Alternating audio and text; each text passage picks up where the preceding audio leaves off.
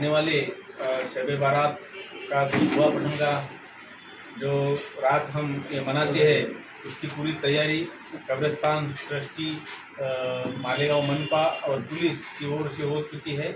अच्छा चौकाचौंध बंदोबस्त यहाँ पे रखा जाएगा।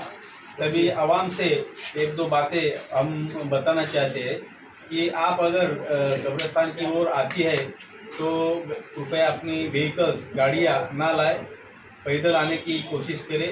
ज़्यादा अगर दूर से आते हैं, अगर गाड़ी लेके आते हैं तो कब्रिस्तान के बाहर आधा किलोमीटर के दायरे के बाहर आप उसकी पार्किंग करें और पैदल कब्रिस्तान की ओर आए।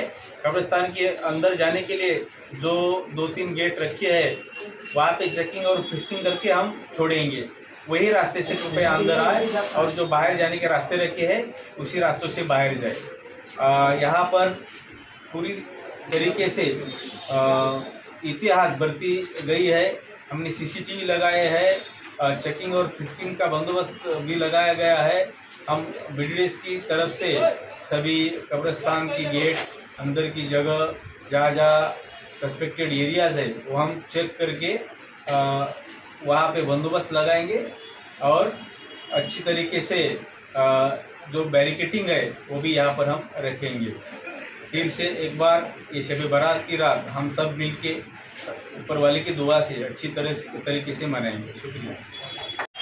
एक साथ ज़्यादा से ज़्यादा लोग यहाँ आएंगे।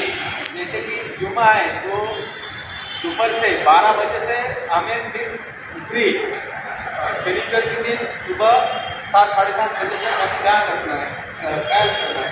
तो उस तरीके से हम बंदोबस्त का यहाँ पर नियोजन कर रहे हैं। आपकी ओर से जो भी स्वयंसेवक है, अभी स्वयंसेवक उनको हमें कार्ड दिए है वो लगा के आपके साथ एक पुलिस वाले दिए जाएंगे जो कि लोकल पुलिस के होंगे, एक कानून कमेटी के जिम्मेदार दिए जाएंगे और एक आप में से स्वयंसेवक में से एक हेड बनाया जाएगा।